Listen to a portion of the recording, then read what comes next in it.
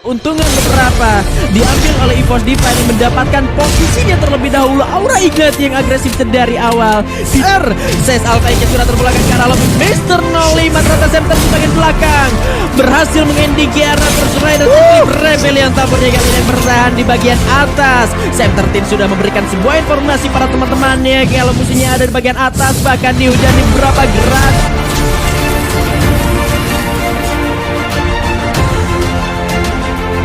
Gitu kan. Kalau Bigan masih di Kangguru. Anyway, Survivors, ini adalah third round of the day, yaitu Kalahari. So please casters take it away. Bigan dan juga Jispen, silakan. Iya. Thank you Bung Skyla. Dan ini dia Survivors, game kita yang ketiga masuk di Kalahari dan pesawatnya sudah terbang. Bahkan Survivors juga yang bertanding pada malam hari ini sudah turun di tempatnya masing-masing. Tetapi area Oldhampton, 3 player dari EVOS Divine meninggalkan area Shrines dan bakal bertemu dengan beberapa player juga dari Onyx Olympus yang turun di area Oldhampton. Nah ini Onyx Olympus kayaknya mau tes ilmu juga nih kalau Oldhampton, karena biasanya Onyx kan emang dia ambil ke sekitaran konsil ya kan, dia sadar konsilnya bakal ada MBR, geser agak traumatik mendalam juga. Onyx Olympusnya masih di zaman regular season dan sekarang dari arah Gardu ternyata menjadi satu target pertamanya sang kapten Sem13 Zack. Oh my god, itu setengah darah dan di belakang ada Abax. 2 orang dari arah Onyx Olympus sudah terinstan dengan sangat baik, mengerikan sekali Bigan. Yang kayak gitu-gitu tuh, kalau misalkan dipencet tombol lompatnya jadi jumpsuit kanguru, pakai spas 12 langsung kena pala. Yang kayak gitu maksudnya jumpsuit kanguru, bro. Itu kapten Sem13 pun udah sampai situ juga ya. Nah, tapi di arah lain ternyata pertempuran juga masih kelihatan ada Kings Esports di area Steel Rider. Rumahnya sendiri akan menghadapi dari First Rider Cycling Soldier sudah pegang stage di sebelah kiri dari dirinya Hans. Di bagian atas rumah terancam Lozi yang akan dikit naik ke arah atas counter tembak di Soldier terjatuh. Lozi masih bisa menangani 1 orang Rehans, tetapi Soldiernya sudah terending. Kalau pula kali ini harus terjatuh sehingga Lozi memaksa ending ke arah 1 player dari Kings Esports. Cukup seimbang keadaan, tapi 1 orang dari Kings sudah cukup low health point sehingga 1 player tersisa seharusnya sudah tidak bisa untuk memaksakan fightnya. Dix di sana. Ya ini emang sengaja Dixnya disisain dengan semata-mata sisanya itu ya udah pakai revival system gitu kan di tempat lain, makanya lo bisa lihat tuh ada yang baru terbang lagi ya kan dari arah atas. T-Rexnya kelihatan bersama dengan Rehan bakal tembak kayak care terus, walaupun kita tahu di early pasti secara lootingan, secara emo itu dikit banget tuh peluru dan udah habis 1 magazine nih untuk Kapten Darkol. Sekarang Kapten Darkol nggak punya glue wall, dia udah nggak punya medkit lagi. Kalau once dia bakal dirush gitu itu fatal banget. Kayak lu lihat sekarang Lozi itu udah tumbang gitu. Iya, 2 orang justru tersisa dari First Riders Eclipse membuat kali ini keadaan bisa saja berbalik meskipun resource dari Kings juga baru di reset kembali, sementara Souza ada di area yang berbeda dan Darkol dia melakukan revive karena beberapa temannya. Darkol pun terjatuh sehingga kali ini First Riders meskipun mereka selesai melakukan revive tapi tetap mereka hanya 2 player tersisa.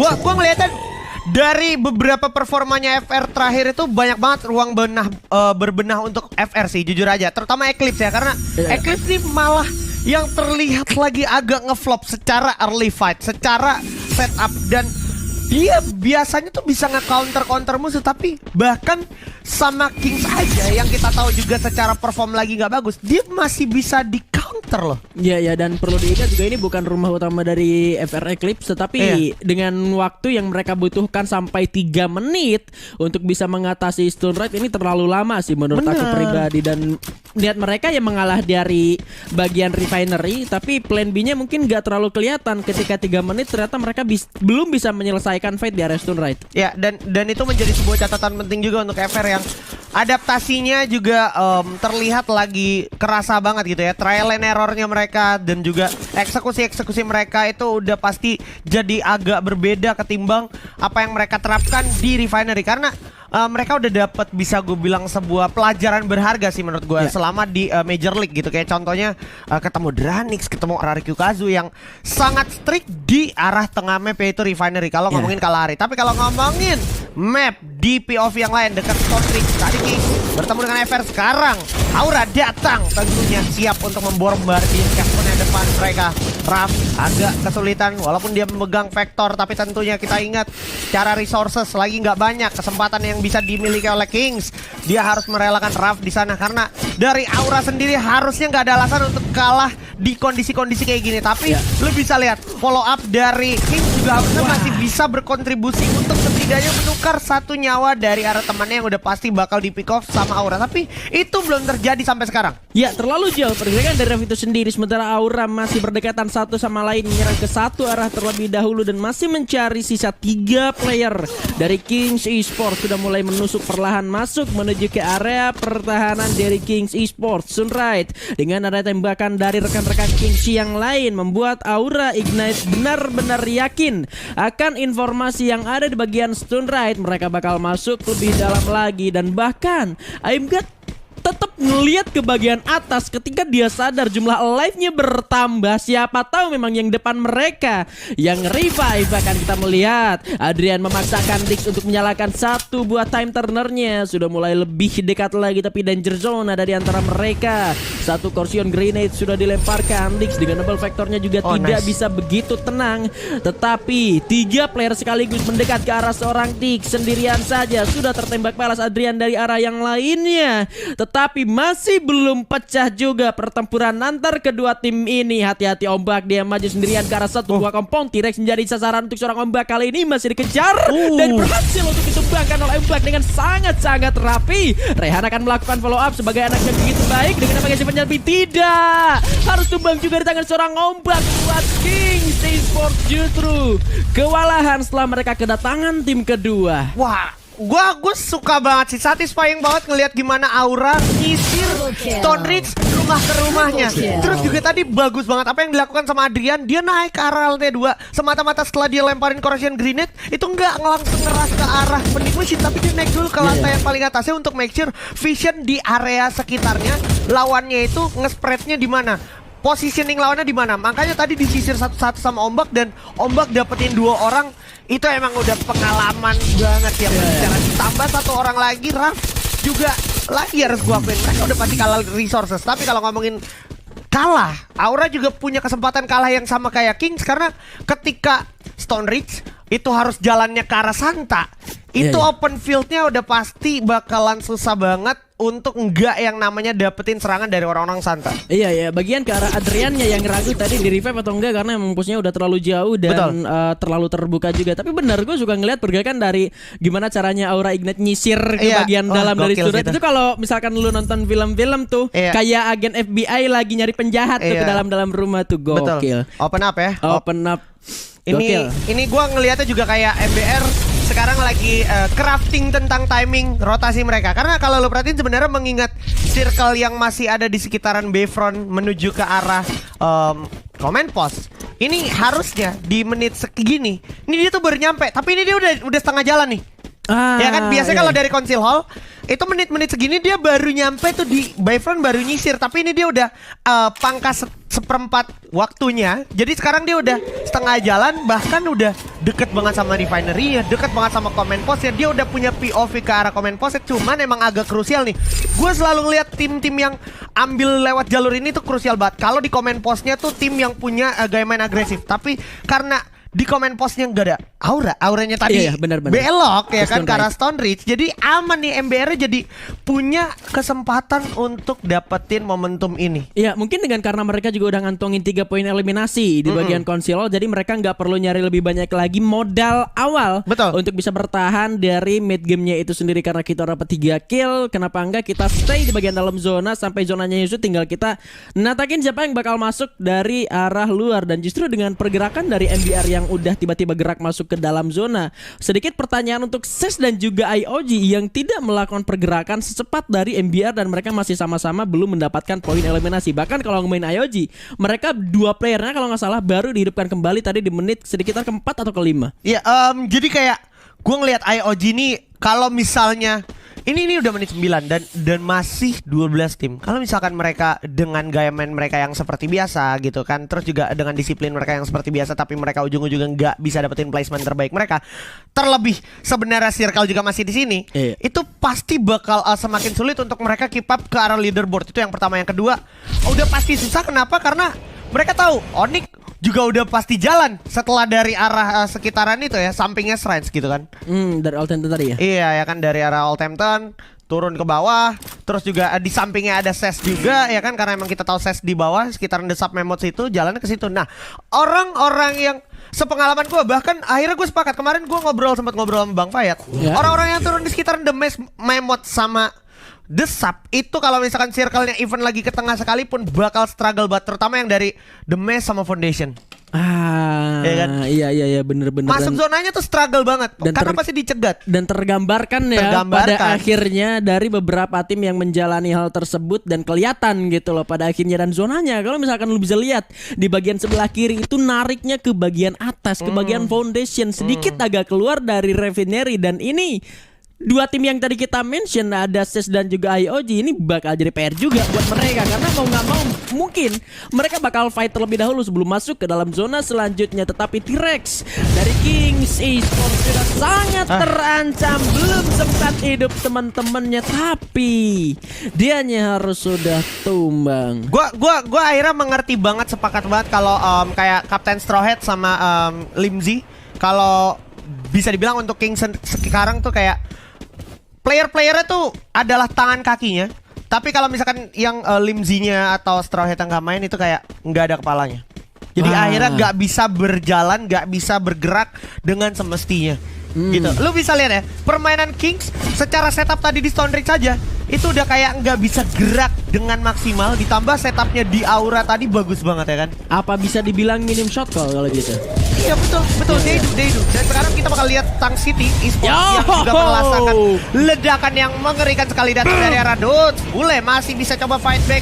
Excoy juga di atas udah ada, tapi bakal coba langsung diras oleh seorang Koja. Sementara yang terjadi ternyata adalah Koja agak disendat sedikit dengan duel yang ada, dan MBR Mighty Beast Regimen di sini bakal coba datang untuk mendapatkan kesempatan. Bule di sana udah berhasil take turn. Besto dan Dudes menjelek Excoy pada akhirnya. Tang City harus puas di peringkat ke-12 dan juga datang dengan setup yang sangat bagus. First Rider menjadi bandit yang datang mengkudeta situasi, dan akhirnya udah ada Kim Z juga bakal coba ngeras maju ke depan menggantikan posisi seorang Ian.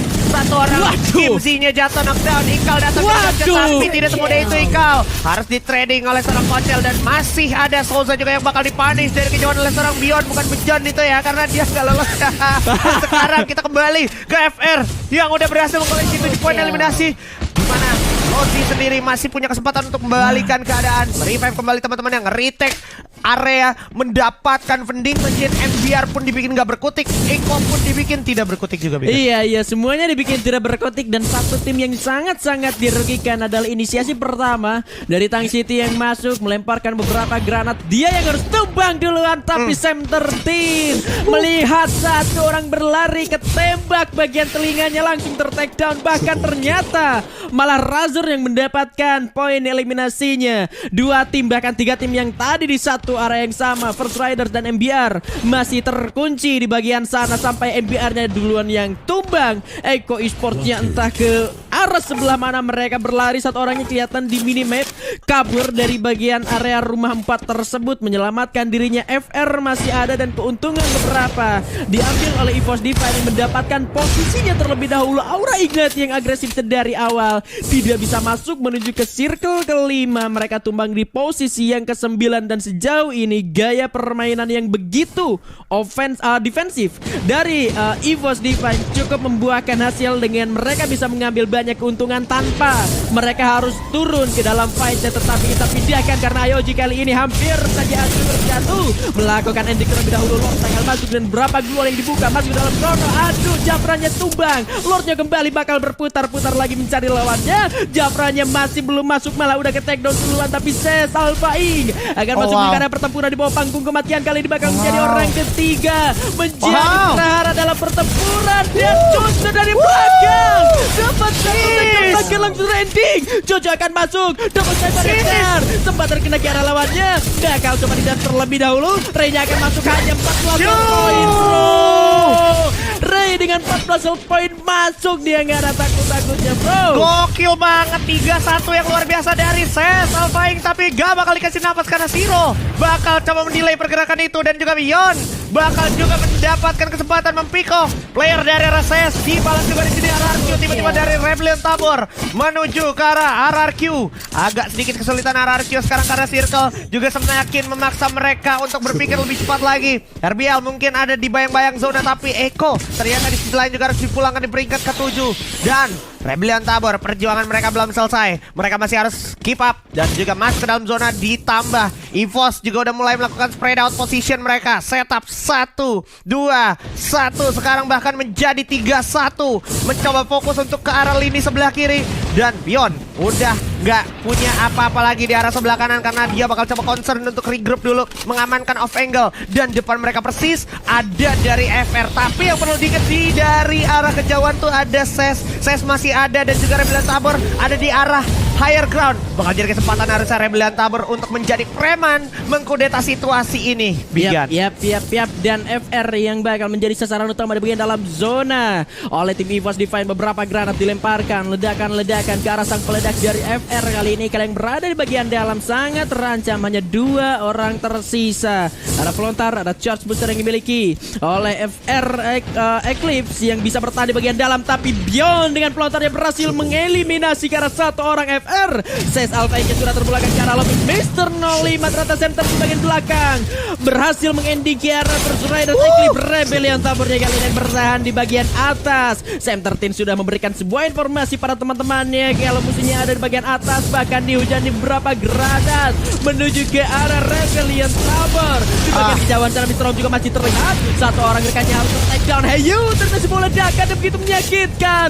Glownya langsung dihancurkan. Mr. akan memberikan sebuah ledakan balasan melawan ke arah seorang Bio tentunya. Abang masih coba lemparkan. Hijau terlihat Abang meledakan, tetapi ini menjadi akhir untuk Rebellion Tabor. Dan benar saja, ini dia EVOS Divine. EVOS Divine buyah untuk kedua kalinya dengan permainan mereka yang sangat matang. Abri nih bos. Yoi, Abbas, Beyond, Regi, Ipul. Luar biasa sekali bro. Luar biasa sekali bro. Ini pasti Bung Skyla pun tercengang ya. Wah, saya dari tadi sampai speechless ya.